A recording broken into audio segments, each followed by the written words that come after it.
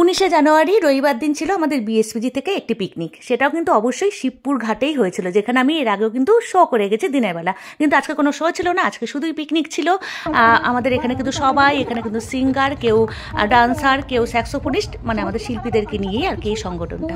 তারপরে দেখো আমরা কিন্তু এখানে চলে এসেছি। আসার পরে এবারে কিন্তু আমরা মিউজিক বলে আমরা গেম খেলবো।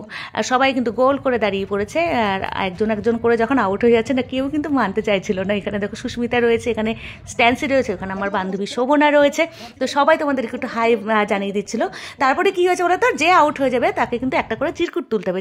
সেখানে ছিল হলো ডান্স আর সিঙ্গিং, যার যেটা ভাগ্যে ছিল। আমার ভাগ্যে ছিল ডান্স, আর দেখো আমি ডান্স করছিলাম, আমার সাথে সাথে কিন্তু সবাই ডান্স করতে নেমে গেছিলো। তারপর দেখো এই এক এক করে সব আউট হয়ে যাচ্ছিলো, আর বললাম না কেউ মানতে চাইছে না, ঝামেলা করছিল যে না আমি আউট হইনি, আমি আউট হইনি।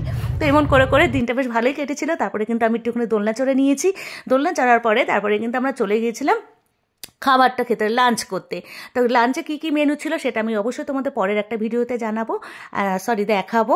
আর এখনকার মতো আজকে ভিডিওটা আমি এখানে শেষ করছি। Tata, bye bye. সবাই খুব ভালো থেকো, সুস্থ থেকো। আর যদি ভালো লেগে থাকে তাহলে একটা অবশ্যই লাইক দিয়ে আমার পাশে থেকো। টাটা।